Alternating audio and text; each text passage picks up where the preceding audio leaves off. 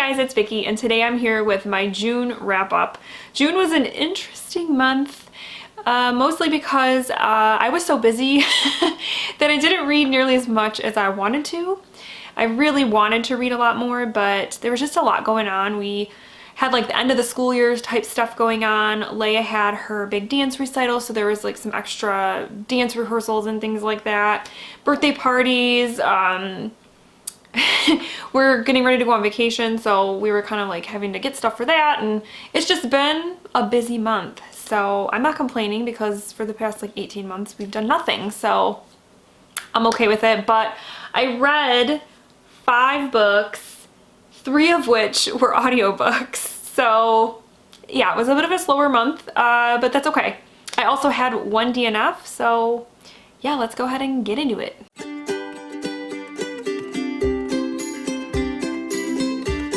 Okay, so first off, let's just get the DNF out of the way.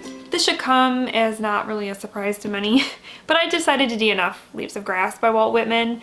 I just was not connecting with the poems. I was listening to it as I was reading along, and I was lost a lot of the time. And had to like get the cliffs, look up the spark notes or cliff notes, whatever you want to call them, to try to like get a better understanding, and I just don't feel like doing that right now with like anything I'm reading. I'm not in the mood for that.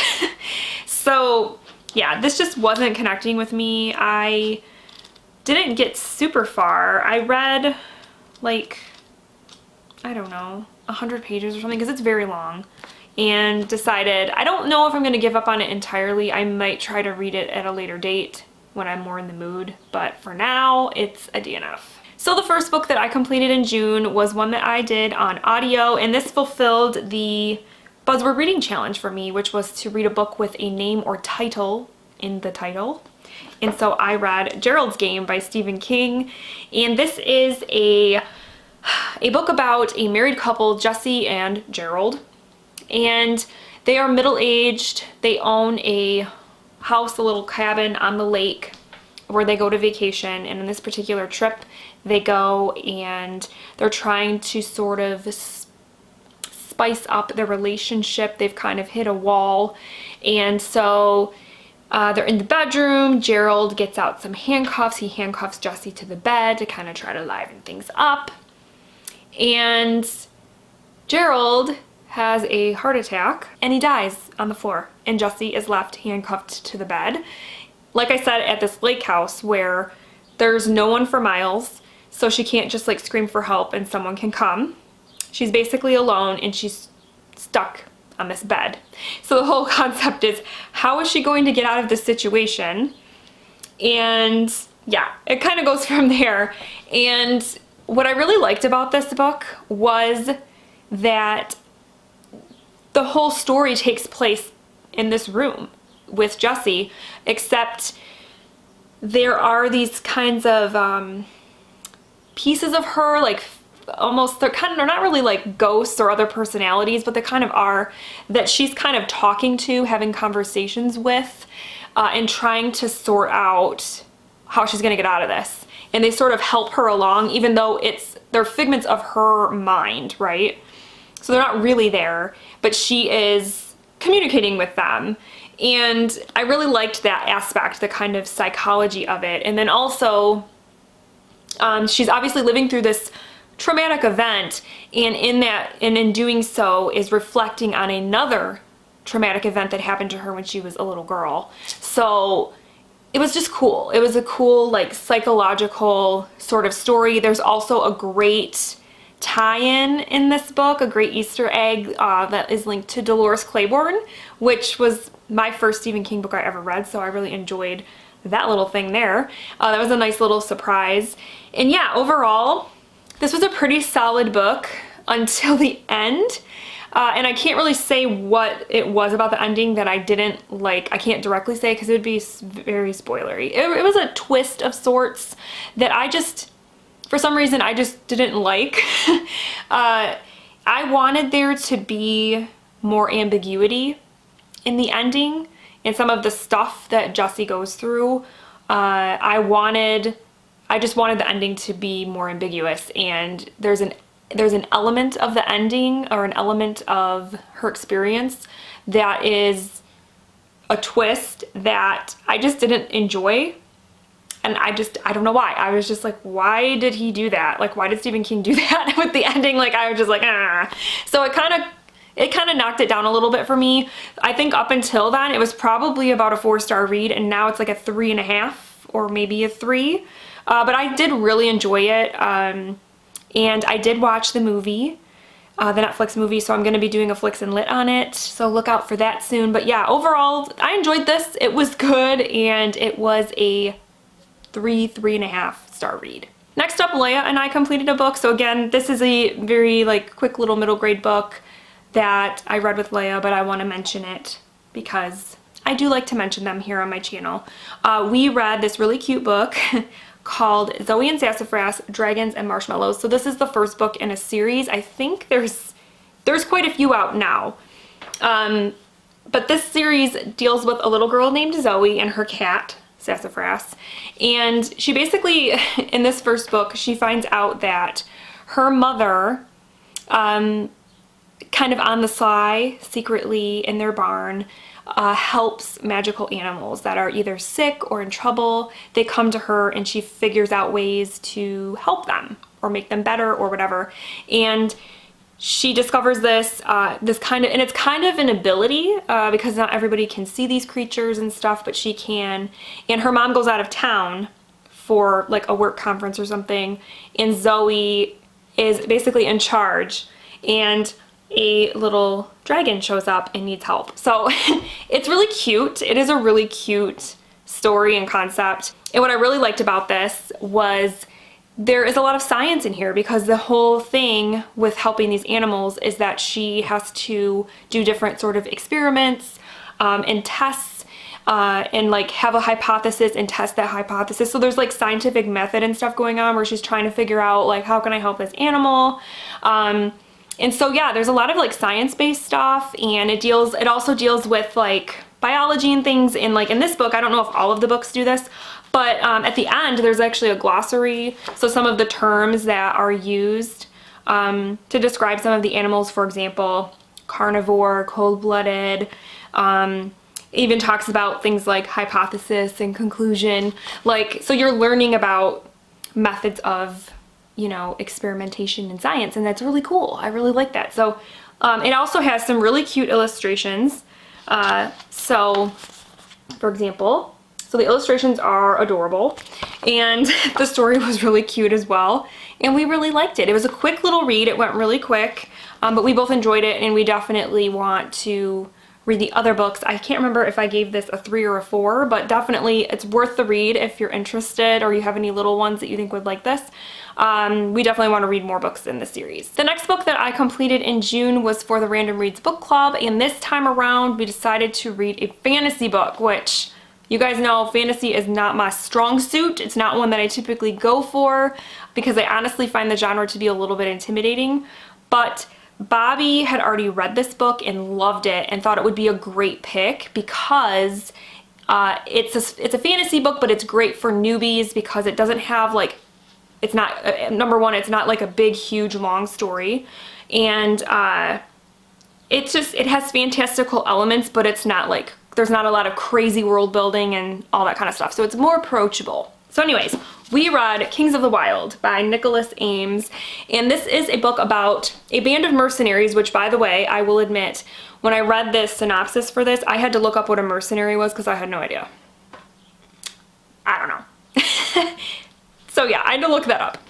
And yeah, so it's about a band of mercenaries who, like 20 years in the past, they were kind of like the kings of the wild. They were like the best mercenary group in the area. They were like very well known and like had this sort of rock star fame to them.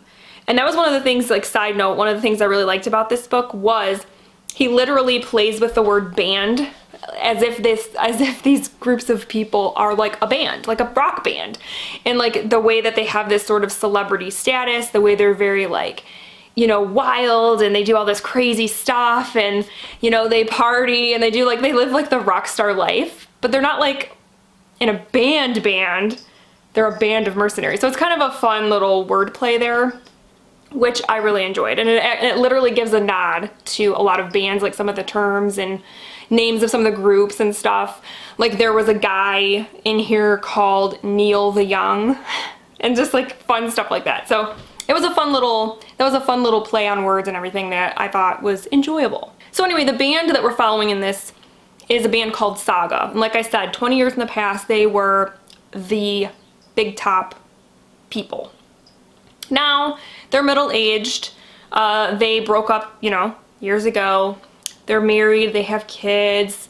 You know, they're slowing down a little bit. The one guy in the band, whose name is Gabe, his daughter, Rose, gets herself in this situation where she is trapped in this other city, like basically across the world.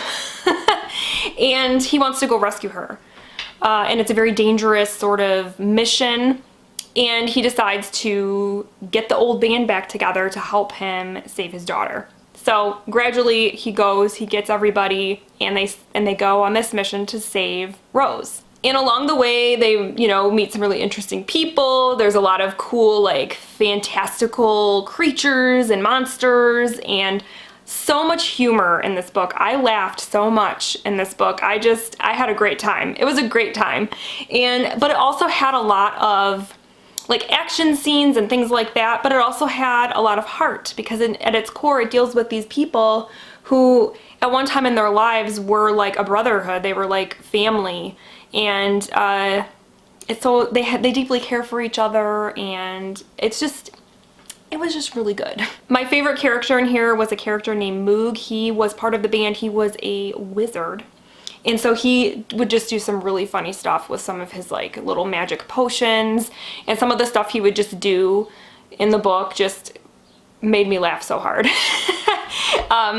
There was just some really great stuff in here, really. And it was definitely a very approachable story, and a good story all in all. So I think that there is another book in the series. It is called Bloody Rose, and then I think there's also a third book coming out either this year or next year, I think Bobby said, that I'm definitely interested in reading, because I had a great time reading this. It took me a while to read, way longer than it should have, but it was because I was busy, and if I could have, I would have sat down and just read this, but I was so busy I just didn't get to. But yeah, this was great. I really enjoyed it. I'm really glad that Bobby pushed me to read this, and we made it a book club pick, because it was a good time, and it's been fun discussing it in the group. So far as other people seem to have enjoyed it as well. So yeah, it was a good pick overall. I am excited to read the next book eventually, and this one was a 4-star read for me. My next June read was another one that I listened to on audio, and I read Deacon King Kong by James McBride. And this one I don't know if you would technically classify it as historical fiction, but it does take place in 1969 Brooklyn, in a project called the Cause House, or as the people in the community call it, the Cause. And it basically centers around our main character, Sportcoat, who is a deacon in a local church. And one day, like, kind of the main gist of the story is that one day he comes outside and he shoots this known drug dealer, and nobody really understands why, including Sportcoat, because he is a heavy drinker, and so he sometimes does things that he, you know, doesn't remember and things like that. So you're kind of spending part of the story trying to figure out, like, why Sportcoat did this. But there's also kind of these other little subplots going on that have to do with the neighborhood, and all of the characters sort of interconnect and are kind of in ways connected to Sportcoat in the shooting. But it takes you a while to put those pieces together. And that was probably my favorite thing about this book, was that in the beginning, the first part, you're just kind of meeting the characters, and there are some great characters in here. Like I said, Sportcoat is great. He has a very interesting, like, background, and he has some quirks, but overall he's a very funny, entertaining character. He had recently lost his wife, and continues to see her and talk to her throughout the story. Then you also have his best friend, Hot Sausage, and just the two of them together, the way they kind of banter back and forth throughout the book was great. I really loved it. I loved their friendship. And then there's another character called the Elephant, who is an Italian that works in the area, let's just say. And so there's like all of these kinds of different people, different characters, and they're all in this neighborhood, and you're kind of wondering in the beginning, like, how are these people connected? Like, what do they have to do with like what's going on? And slowly pieces start to get put together, and then you get this really cool ending to the story. So a lot of it is about just kind of like following the journey, and just like writing it out and just letting the characters tell you the story, because otherwise you might get a little frustrated with this book, because you're probably, especially if you're not like enjoying the characters and stuff, you might be like, wow, like there's no plot to this, like what's going on? But I personally enjoyed it because I really liked the characters, and like I said, I do like how eventually all these stories all kind of came together. It was cool. I really liked it. So yeah, overall, I enjoyed this. I really liked the audiobook because, like I said, there's a lot of different characters. Obviously you have black characters because Sportcoat is black. You have Latinx characters. You have Italian characters. You have an Irish character, and the audiobook narrator did all of those accents and voices very well. So it was an entertaining read, and I did like it. I liked it a lot. I would definitely pick up more James McBride in the future, or maybe look and see like some of his backlist. I think it would be interesting to read some of his stuff because I liked the writing, and overall I did like the story. So yeah, this was a 4-star read for me. And then the last book that I read in June was my continuation of the Chronicles of Narnia, and this month I read The Magician's Nephew by C.S. Lewis, and this is the 6th book if you're reading it in publication order. If you were to read it in chronological order, this would be the 1st book, because basically this book shows you how Narnia came to be. So it was a really cool story because it was just interesting to see that happen. Like, how did Narnia become Narnia? And then some of the things that you see or learn about in The Lion, the Witch, and the Wardrobe, you see how they came to be in the first place. And so it was just it was cool. There was, like I said, magical elements that I really enjoyed, characters that you do see again in, later books. And yeah, overall, I think for being like a prequel sort of story, it was great. I really enjoyed it.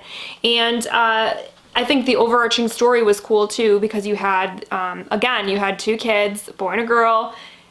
They get into a little bit of a magical mishap mess, and there's like an evil witchy type person. So you have like your villain, and you have the 2 kids that are, trying to save the day or whatever. Yeah, and then you just have that cool like Narnia magic, and the origins, I thought too, were just cool. I enjoyed this. I really did. The last couple have been meh for me, but this one, I really liked it, and I gave it 4 stars. And I can't wait to finish out the series in July. I don't even know where in the timeline the last book is. I'm assuming though it's more in like the present day time now, but I really enjoyed this one, the way that it went back in time, and it was great. Alright guys, so that's it. Those are the books that I read in June. Like I said, it was a little bit of a slower month. Audiobooks saved me, and that's okay. It was a busy month. I'm glad it was busy because the things that I was doing were exciting things and just happy times and good memories. So yes, it was great. Let me know down below if you've read any of these books, what you thought of them. And of course, like I always say, let me know what you read in June, what your favorite book was, because I would love to hear what everybody's been reading. So yeah, with that, that's all I have. So I hope that June treated you well, and that July is a good month as well. And I will talk with you soon. Thank you so much for watching.